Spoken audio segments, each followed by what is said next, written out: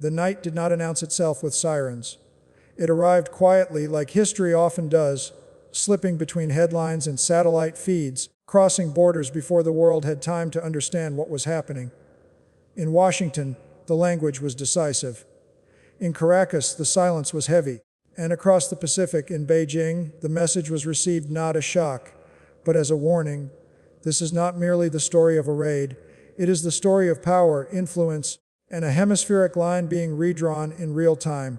When U.S. forces moved with precision to remove Venezuela's long-standing leader Nicolás Maduro, the operation was framed as a security necessity. The official words spoke of drugs, gangs, sanctions, and sovereignty. But beneath that surface narrative lay a deeper strategic anxiety, one that has shaped American foreign policy for more than a decade and is now erupting into open confrontation. China.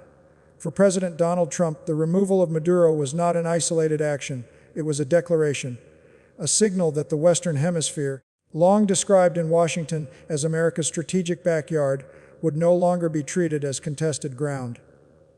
The message was delivered not through speeches alone, but through force, posture, and presence. Standing before cameras, the president spoke with unmistakable clarity. The United States, he said, would not allow adversaries or rivals to operate freely in the hemisphere. This was not rhetoric aimed at Caracas alone. It was directed across oceans. China, now the world's second largest economy, has spent more than 20 years quietly embedding itself into Latin America's economic bloodstream. While U.S. focus was consumed by wars in the Middle East and crises elsewhere, Beijing invested. Ports, energy grids, loans, infrastructure, trade agreements. Slowly, methodically, without troops or aircraft carriers, Venezuela became one of the clearest examples of that long game.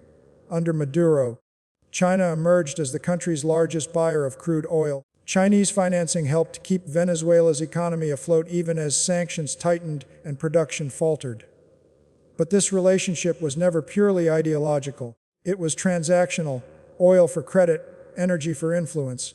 And that is precisely what makes the Trump administration's strategy so complex. Despite the dramatic nature of the raid and the bold language that followed, senior U.S. officials were careful to clarify what this operation was and what it was not. Secretary of State Marco Rubio emphasized that Washington did not intend to govern Venezuela directly. There would be no American administration installed in Caracas. Instead, the pressure would remain economic, strategic, and conditional. An oil quarantine would continue. Sanctions would stay in place. Leverage would be applied, not only against Venezuela's internal power structures, but against the external actors tied to them. Yet even as officials spoke of control, limits were quietly acknowledged. Energy Secretary Chris Wright made clear that the United States was not seeking to cut China off from Venezuelan oil entirely. Beijing, after all, does not depend on Venezuela. While it buys most of Venezuela's crude exports, those shipments represent only a small fraction of China's overall oil consumption. The relationship matters symbolically more than economically. China knows this, which is why its response was swift and sharp. Beijing condemned the U.S. operation in unambiguous terms, rejecting any claim that Washington had the right to decide the fate of Venezuelan resources. Chinese officials warned that the legitimate interests of foreign partners must be respected, framing the raid as a violation of sovereignty and international norms. Venezuela's interim leadership welcomed that support. In Caracas, Delcy Rodriguez publicly acknowledged meetings with China's ambassador, signaling continuity rather than rupture. The message was subtle but clear. While leadership may change, alliances do not disappear overnight. But the reality behind the statements is more restrained than the rhetoric suggests. Despite years of partnership, China holds no security guarantees with Venezuela. There are no Chinese troops on the ground, no defense treaties, no obligation to intervene militarily. Beijing's influence in Latin America has always been economic first, political second, and military last. That distinction matters. As U.S. forces massed in the region in the months leading up to Maduro's capture, China did not respond with deployments or warnings. Its support remained diplomatic, verbal, symbolic. Experts note that Beijing has little incentive to insert itself into a confrontation that does not directly threaten its core security interests. The question, then, is not whether China can be forced out of Venezuela overnight, but whether the United States can realistically roll back 2 decades of economic integration across an entire continent. In South America, China overtook the United States as the region's top trading partner more than a decade ago. Its investments span energy, transportation, mining, technology, and manufacturing, deep water ports, highways, telecommunications networks. These are not assets that disappear when a government falls. One of the most visible symbols of this presence is the Chanquay port in Peru, a massive deep water facility that opened recently and immediately altered regional trade flows. Projects like this are not ideological statements. They are infrastructure, concrete steel logistics, and they tie economies together in ways military operations cannot easily undo. The White House is aware of this challenge. In its national security strategy, the administration stated its intention to prevent non-hemispheric competitors from owning or controlling strategically vital assets in the Americas. The goal is ambitious.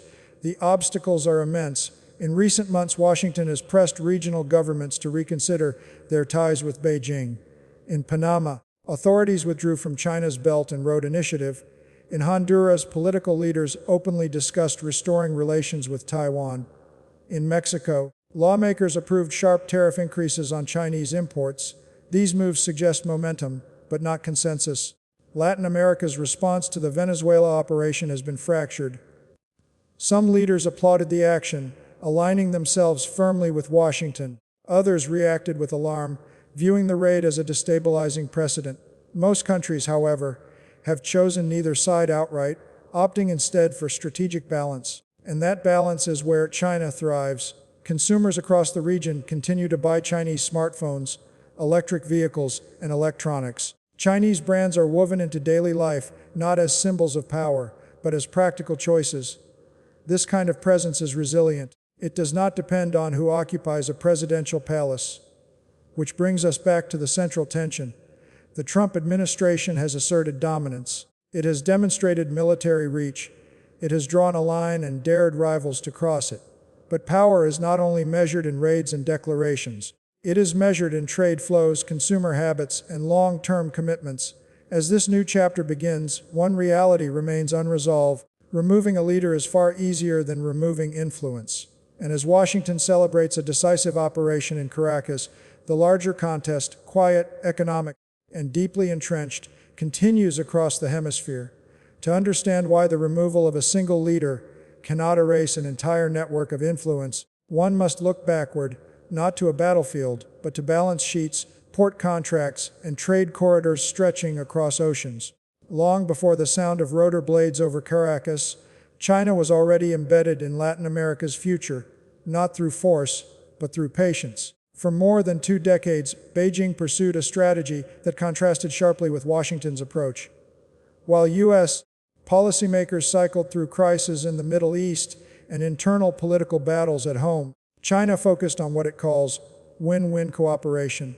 The phrase appeared harmless, even appealing, but behind it was a disciplined, state-driven effort to secure resources, markets, and long-term leverage. Latin America was fertile ground. The region offered what China needed most: energy, minerals, agricultural products, and emerging consumer markets.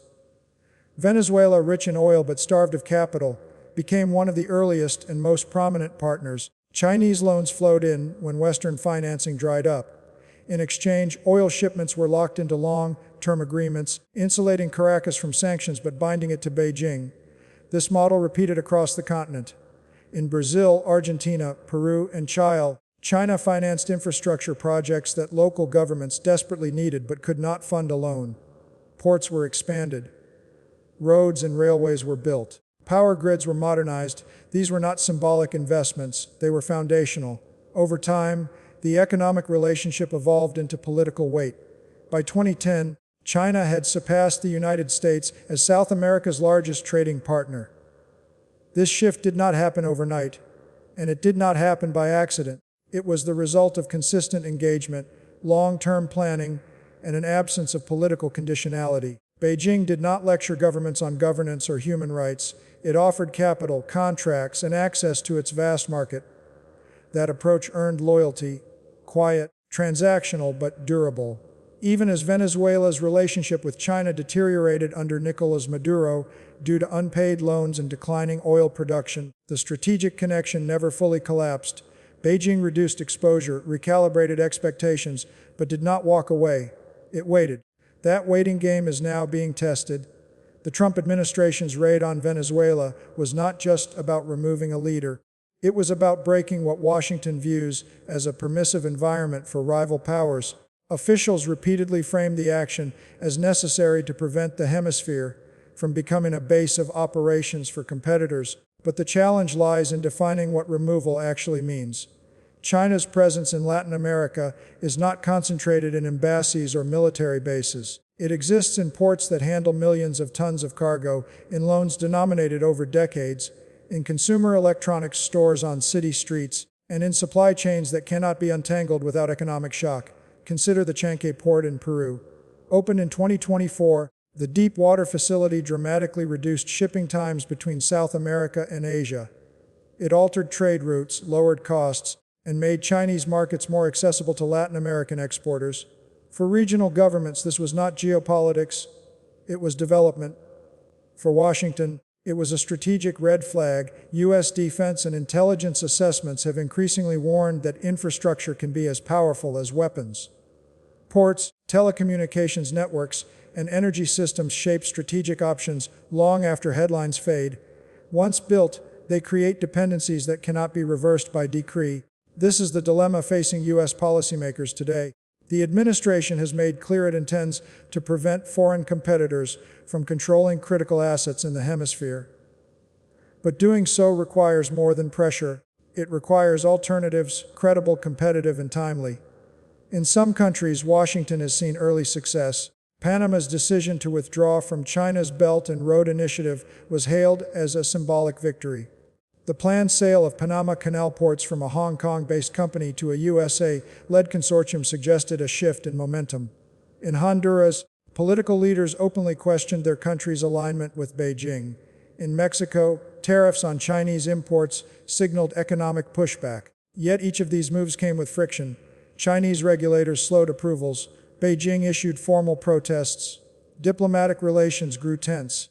None of these responses involved force, but they demonstrated China's ability to apply pressure without escalating conflict. Experts caution that this is where the United States faces its greatest challenge. China's global strategy, often described as the New Silk Road, is not built around dominance through confrontation. It is built around entanglement.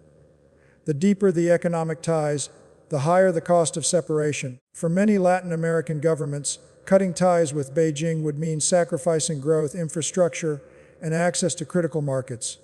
And so, most have chosen balance.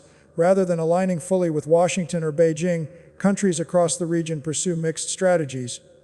They accept U.S. security cooperation while maintaining Chinese trade. They host American military exercises while importing Chinese technology. This hedging is not ideological, it is pragmatic. Everyday life reflects this reality.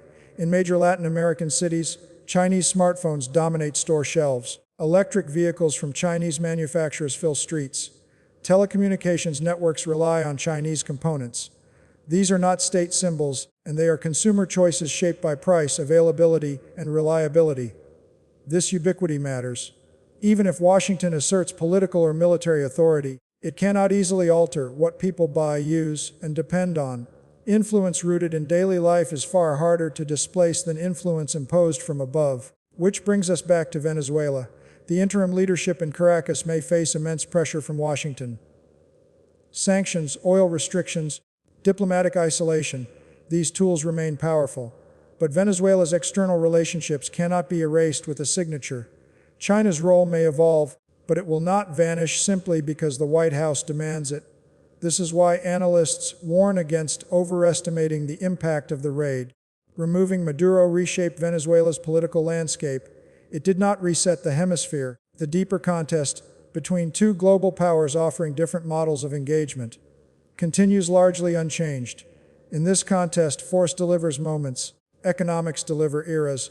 As the United States seeks to reassert its primacy, It must confront a reality that cannot be solved with aircraft carriers or special operations alone. Influence built over decades does not collapse in days. As the operation unfolded, the immediate focus remained on Caracas, but the consequences were never confined to Venezuela alone.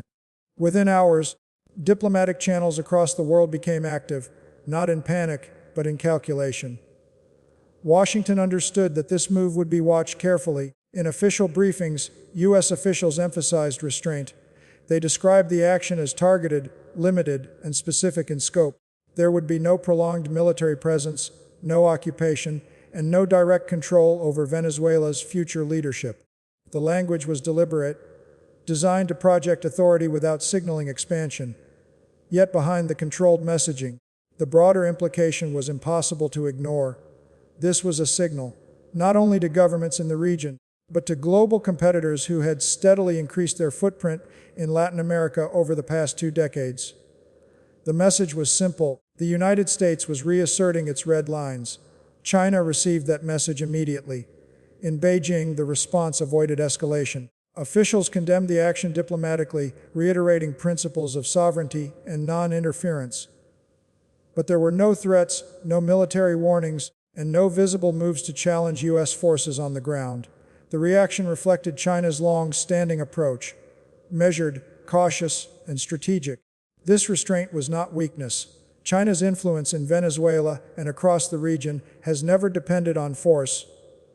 It has been built through trade agreements, energy contracts, and infrastructure investments that operate independently of who holds power at any given moment. Leadership changes do not automatically dismantle economic networks. That reality shaped Beijing's calculation. At the same time, regional governments watched closely. Some viewed the operation as a restoration of U.S. leadership after years of uncertainty. Others saw it as a reminder of how quickly stability can shift. Most, however, remained publicly neutral, issuing careful statements while reassessing their own positions behind closed doors. Latin America has learned to navigate between powers. Security cooperation with Washington continues. Trade with China continues. Neither relationship is abandoned easily, because both serve different needs. This balancing act has become the defining feature of the region's foreign policy. And that balance is exactly what complicates Washington's objective. Removing a leader creates momentum, but it does not erase economic realities. Oil contracts, port agreements, supply chains, and consumer markets remain in place long after political transitions occur. These systems are slow to change and costly to dismantle. As U.S. officials spoke of leverage, sanctions, energy controls, and diplomatic pressure, they also acknowledged limits. The goal was influence, not isolation. Pressure, not rupture. This moment, then, was not an endpoint. It was an inflection point. The operation in Venezuela marked a shift in posture, not a conclusion. It demonstrated capability and intent, but it also exposed the complexity of a hemisphere no longer shaped by a single power. And as global attention remained fixed on Caracas, the larger question began to take form. Could a decisive action reclaim long-term influence? Or had the balance already evolved beyond simple reversals? History rarely ends with a single decisive moment. More often it bends slowly, shaped by forces that operate beneath the surface of headlines and speeches. The operation in Venezuela was dramatic, precise, and unmistakable in intent, but it did not resolve the deeper struggle it exposed, because power today is not defined solely by who controls territory. It is defined by who shapes systems. For the United States, the removal of Nicolás Maduro was meant to reassert authority in a region long viewed as strategically vital. It was a reminder that Washington still possesses unmatched military reach and the political will to use it when red lines are crossed. In that sense, the operation succeeded. But influence is not measured only in capability, it is measured in continuity. China's presence in Latin America did not begin with Venezuela, and it does not end there. Its relationships are anchored in contracts, financing agreements, trade corridors, and consumer markets that extend far beyond any single government. These ties are not easily undone because they were never dependent on ideology alone. That is the fundamental limitation of force. Military action can remove obstacles. It can change leadership. It can disrupt timelines. but it cannot erase interdependence without consequences, and those consequences are felt by ordinary people long before they reach policymakers. Across Latin America, governments now face a more complex environment than ever before, aligned too closely with Washington, and risk losing access to investment, trade, and infrastructure that has become essential to growth, lean too heavily toward Beijing, and risk political pressure, sanctions, or strategic isolation from the hemisphere's traditional security guarantor. So most will choose neither. They will hedge. This balancing strategy is not a sign of indecision. It is a rational response to a multipolar reality. Latin America is no longer a passive arena where influence is dictated from afar. It is an active participant, negotiating leverage between competing powers to serve its own interests. And that reality limits what any external power can dictate. For China, the lesson of Venezuela is equally clear. Beijing understands that its economic footprint grants it influence, but not immunity. It has no military commitments in the region and no desire to test them. Its strategy remains long-term, patient, and adaptive, avoiding confrontation while deepening integration where possible. This is why China's response remained rhetorical rather than operational. It condemned the action, defended its interests diplomatically, and then waited. Time, after all, has been one of its most reliable assets. The true contest, then, is not unfolding in military briefings or press conferences. It is unfolding in ports that shorten shipping routes, in supply chains that connect factories to markets, in energy contracts that outlast administrations, in everyday consumer choices that normalize presence without fanfare. These are the arenas where influence endures. As the dust settles in Caracas, Venezuela itself remains at a crossroads. Its future will be shaped not only by who governs, but by which partnerships survive the transition. Economic recovery, political stability, and international legitimacy will require engagement, not isolation. And that engagement will not be exclusive. The idea of a hemisphere sealed off from external influence may appeal to strategic nostalgia, but it does not reflect modern reality. Globalization has woven connections too deeply, too broadly, to be reversed through declaration alone. What the operation in Venezuela ultimately demonstrated was not dominance, but constraint. The United States can still act decisively. It can still enforce boundaries. It can still shape events at critical moments. But it cannot simply rewind history. The region it seeks to lead has changed, and so has the nature of influence itself. This is the paradox of modern power. The more interconnected the world becomes, the less effective unilateral control grows. Authority must now compete with opportunity. Presence must be sustained, not imposed, and leadership must offer more than deterrence. It must offer alternatives. As Washington and Beijing continue to test each other's limits, Latin America will remain neither a battlefield nor a prize, but a balancing ground, navigating between giants while pursuing its own path. The night in Caracas may have passed quietly, but the shift it revealed will echo far longer, because the future of influence is not decided in a single raid. It is decided over years, through patience, presence, and the slow accumulation of trust. And that story is still being written.